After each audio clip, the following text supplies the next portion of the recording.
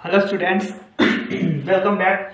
अब तक हमने क्या किया, हमने पहले रिफ्रैक्शन के बारे में पढ़ा, उसके बाद हमने टोटल इंटरनल रिफ्लेक्शन के बारे में पढ़ा और हमारा ये तीसरा लेक्चर है जिसमें हम रिफ्रैक्शन एट स्फेरिकल सरफेस के बारे में पढ़ेंगे।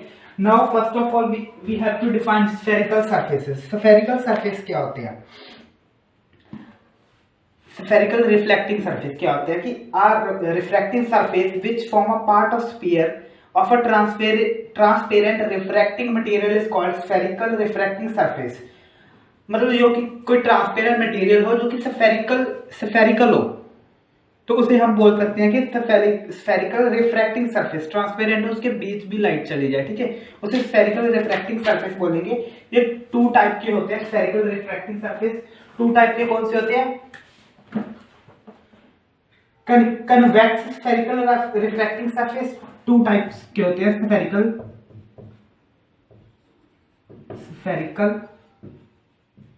सरफेस। इसके दो टाइप होते हैं, कन्वेक्स, कनकेव। अब कन्वेक्स और कनकेव क्या होता है इसके बारे में पढ़ते हैं। फॉर एग्जांपल क्या है, कन्वेक्स और कनकेव के बारे में पढ़ते हैं कि कन्वेक्स कौन सा होता है, कनकेव कौन सा होता है। मान लो ये स्फीयर का एक पार्ट है, ठीक है, ये स्फेरिकल रिफ्लेक्टिंग सरफेस है। इस तरफ दूसरा मीडियम आ गया जो रिफ्रैक्ट, इसमें लाइट रिफ्रैक्ट होगी, ठीक है। इस तरफ एक मीडियम है, तो ये रेयर मीडियम है, ये डेंसर, ठीक है। ये स्फीयर का एक पार्ट है, मतलब ये क्या है, स्फेरिकल रिफ्रैक्टिंग सरफेस है, ठीक है। इसका रिफ्रैक्टिव इंडेक्स μ1 है, इसका μ2 है। ये कौन सा है? कन्वेक्स। अगर हम कनकेव की बात करें तो वो कैसा होगा?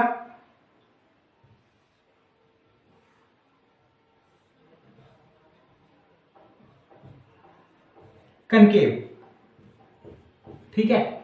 ये क्या है? डेंसर है। इस तरफ क्या है? डेंसर है। ये क्या है? रेयरर है, ठीक है। इसका रिफ्रैक्टिव इंडेक्स μ1 है, इसका μ2 है। ये कनकेव है, ये कन्वेक्स है, ये याद रखना, ठीक है। और ये जो है ना, जिस भी सफियर, मतलब इसे हमने बोला ना कि सफियर का एक पार्ट है, तो कंप्लीट स्क्वायर करेंगे तो ऐसे हो जाएगा। ये मान लो उसका क्या है? सेंटर है सफियर का, ठीक है। ये पी पॉइंट है, तो पी क्या है? पी पे क्या है? P of a spherical refracting surface is the center of its surface। Surface का सेंटर है। यहाँ पे क्या है? इस सरफेस का क्या है? सेंटर है। सरफेस का सेंटर P पॉइंट पे है। यहाँ पे P पॉइंट इस पे होगा और सेंटर इस तरफ होगा। ये उसका सेंटर है, स्फीयर का सेंटर। अगर ये ऐसे स्फीयर बनाए तो उसका सेंटर यहाँ पे होगा, ठीक है। सी को क्या बोलते हैं? Centre of curvature. क्या बोलते हैं? Centre of curvature. और इन दोनों के बीच जो डिस्टेंस है वो r, उसको बोलते हैं radius of curvature. R radius of curvature, ठीक है। ये तो हो गया स्फेरिकल रिफ्रैक्टिंग सरफेस होते क्या है। अब हम बात करेंगे कि उन पे रिफ्रैक्शन कैसे होगी। हम एक फॉर्मूला हम डिराइव करेंगे जिसमें हम देखेंगे कि रिफ्रैक्शन कैसे होती है, ठीक है। अब आपको आई होप पता चल गया होगा कि स्फेरिकल रिफ्रैक्टिंग सरफेस दो टाइप के होते हैं, कन्वेक्स और कनकेव। कनकेव कौन सा होता है, कन्वेक्स कौन सा होता है, उसमें पोल क्या होता है, उसमें सेंटर ऑफ कर्वेचर क्या होता है, रेडियस ऑफ कर्वेचर क्या होता है, ठीक है। नेक्स्ट हम स्टार्ट करने वाले हैं रिफ्रैक्शन एट स्फेरिकल सरफेस, ठीक है। उसके लिए हम पहले एक डायग्राम बनाएंगे। तो ये हमने हमारा डायग्राम है जो कि हमने क्या बनाया कि ये कन्वेक्स स्फेरिकल सरफेस बना दिया है, ये वाला, ठीक है। यहाँ पे हमारा कोई ऑब्जेक्ट पड़ा हुआ है O, यहाँ से रेज आ रही है हमारी, तो क्या हो रहा है कि यहाँ से रिफ्लेक्ट कर रही है, इस पॉइंट तक हमारी क्या बन रही है? इमेज बन रही है, ठीक है। ये हमारा M पॉइंट है, यहाँ से यहाँ तक का डिस्टेंस R लिया है क्योंकि रेडियस ऑफ कर्वेचर है, और यहाँ से यहाँ तक का डिस्टेंस हमने V लिया है, और यहाँ से यहाँ तक का डिस्टेंस हमने U लिया है। फर्स्ट रे ऐसे जाएगी, ये रिफ्रैक्ट होगी इस तरफ। ये नॉर्मल बनाया है हमने इस पे, तो ये नॉर्मल के साथ जो हमारी इंसिडेंट रे एंगल बनाती है वो होता है इंसिडेंट एंगल I, और ये रिफ्रैक्टेड रे एंगल बनाती है वो होता है R। ये R है, ठीक है। तो ये डायग्राम आप बना लें। तो अभी हम देखेंगे कुछ एंगल्स देखेंगे हम कि कैसे होते हैं। ठीक है, ये आपको I hope you got it कि ये पूरा डायग्राम कैसे है आपको एक्सप्लेन है, समझ आ गया। तो हम एंगल्स देखेंगे। पहले देखेंगे ये एक ट्रायंगल लेके चलेंगे। पहले एक डायग्राम देखेंगे N O M. First of all क्या कंसीडर करेंगे, ये वाला डिस्टेंस है ना यहाँ तक, ये जो इसका कर्वेचर है उसको नेग्लिजिबल मान के चलेंगे, इसको सीधा मान के चलेंगे कि ये बहुत छोटा है as compare to its distance के। तो हम डिस्टेंसेस यहां से यहां तक एम ही मान के चलेंगे। ठीक है, ये यहां से यहां तक यू, यहां से यहां तक बी, क्योंकि ये बहुत स्मॉल है एज कंपेयर टू ये डिस्टेंस के, ये बहुत दूर है ऑब्जेक्ट। इसलिए तो हम पहले क्या लेते हैं, tan of N O M, ये वाला एंगल tan थीटा हमारे पास आ जाएगा एम एन, ये वाला perpendicular M N by O M, O M ये वाला। ठीक है, उसके बाद हम लेके चलेंगे tan of N, tan of angle N M C. कौन सा angle, N M N C M, ये वाला एंगल। ठीक है, tan ये वाला एंगल हमारे पास क्या आ जाएगा, M N perpendicular by M C, M C मतलब ये वाला डिस्टेंस। थर्ड एंगल हम लेके चलेंगे tan of angle N I M, N I M ये वाला एंगल, ये हमारे पास क्या आ जाएगा, एम एन बाय क्या आएगा, ये वाला डिस्टेंस एम आई। ठीक है, ये तीनों एंगल्स हो गए हमने, आपको समझ आ गया इतना। तो नेक्स्ट हम क्या करते हैं, नेक्स्ट क्या करते हैं पूरी ट्रायंगल लेके चलते हैं एनओसी वाली, एनओसी ये ट्रायंगल लेके चलते हैं। इसमें क्या होता है कि ट्रायंगल की क्या एंगल प्रॉपर्टी होती है, the exterior angle is equal to sum of interior angles.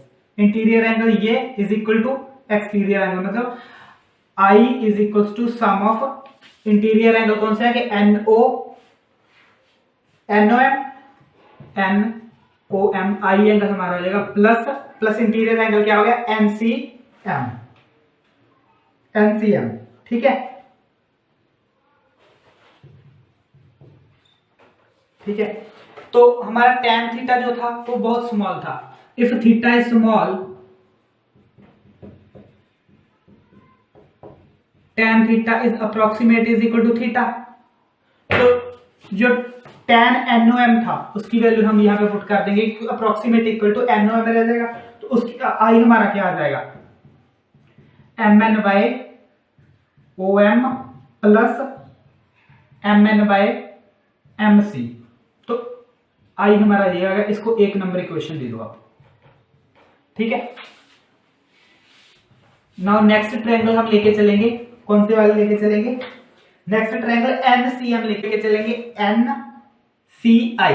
कौन सी वाली, ये। तो इसका एक्सटीरियर एंगल ये हो गया, एक्सटीरियर एंगल कौन सा हो गया, NCM एक्सटीरियर एंगल हो गया is equal to sum of R plus ये वाला एंगल NIM, मतलब एंगल NCM हमारे पास क्या हो जाएगा, इंटीरियर एंगल R प्लस दूसरा इंटीरियर एंगल कौन सा है, NIM।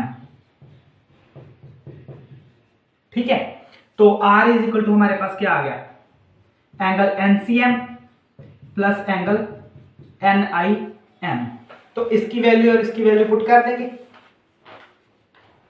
इसकी वैल्यू क्या है, MN by MC, MN by MC minus MI bye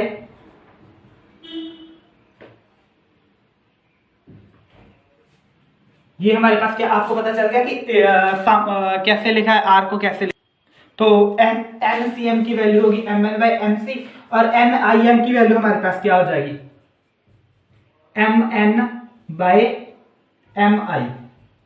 तो ये R की इक्वेशन हमारे पास क्या बन गई, R हमारे पास आ गया MN by MC minus MN by MI। तो इसको 2 नंबर इक्वेशन दे दो। ठीक है, चलो रब करते हैं, लिख लो इसको, नोट्स बनाते जाओ साथ साथ। तो 1 और 2 नंबर इक्वेशन को याद रखो। आप, मेरे पास बोर्ड छोटा है तो मुझे मिटाना पड़ा, लेकिन आप याद रखो। ठीक है, आपको स्नेल्स लॉ करवाया था पीछे, याद होगा आपको, बाय स्नेल्स लॉ क्या होता था, μ1 sin i is equal to μ2 sin r। ठीक है, इफ थीटा इज स्मॉल, अगर थीटा स्मॉल हो तो sine theta is approximate equal to theta हो जाता है। तो साइन आई हमारे पास क्या हो गया, आई, और साइन आर हमारे पास क्या हो गया, आर। तो ये इक्वेशन बन जाएगी μ1 आई इज इक्वल टू μ2 आर, और आई और आर की वैल्यू हमारे पास है, वो वैल्यू हम क्या कर देंगे, यहाँ पे पुट करेंगे। पुट कर दी तो μ1 आई की वैल्यू पुट कर दी, mn by om plus mn by mc is equal to μ2 into R की वैल्यू हमने पुट कर दी, mn by mc minus mn by mi। ठीक है, mn सभी जगह ऊपर है तो कैंसिल हो जाएगा सभी जगह से, तो हमारे पास क्या बचा,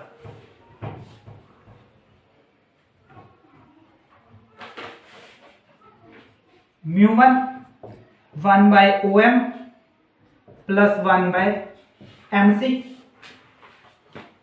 is equal to μ2 1 by mc minus 1 by mi। इसको इधर ले आएंगे तो हमारे पास क्या हो जाएगा, μ1 ये था बाय om प्लस वो ले आया μ2 बाय mi, तो उधर क्या हो गया μ2 बाय mc, ये एक था हमारे पास μ1 माइनस μ1 बाय mc। तो mc mc सेम है तो इसका क्या ले लेंगे, हम एलसीएम ले लेंगे, एलसीएम ले लिए तो हमारे पास क्या हो गया mc। ठीक है, यहां तक क्लियर है। अभी मैं डायग्राम दोबारा बना देता हूं डायग्राम से, क्योंकि हम डिस्टेंस देखेंगे। ऐसे था, ये O पॉइंट था, ये आ रहा था, ये एक C था, ये नॉर्मल था इस पे, और यहाँ पे I था, यहाँ पे C था, यहाँ पे M था। ठीक है, ये वाला डिस्टेंस हमने R लिया था, ये पॉइंट M था, और ये वाला ये वाला पॉइंट था M हमारे पास, और ये O पॉइंट था। ठीक है, ये वाला डिस्टेंस हमने लिया था U, ये वाला डिस्टेंस हमने लिया था V, याद है आपको। तो OM क्या है U, और MC क्या है R, और MI क्या है V।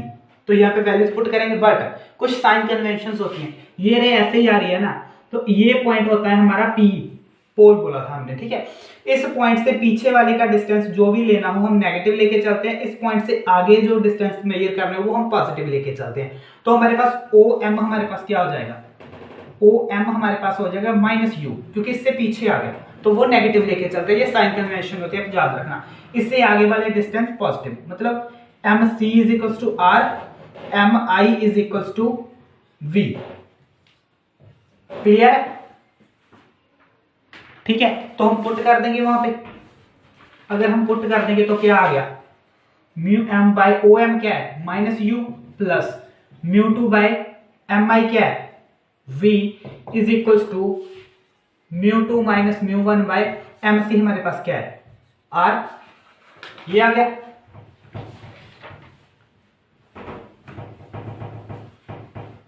तो फाइनली हमारे पास क्या आ गया, μ2 by V minus μ1 by U is equal to μ2 minus μ1 by R।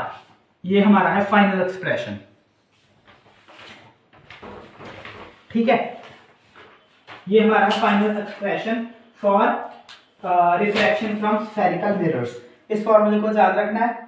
This is the relation governing the refraction from rare to denser medium at convex spherical refracting surface. ठीक है, thank you so much. Next video में मिलते हैं।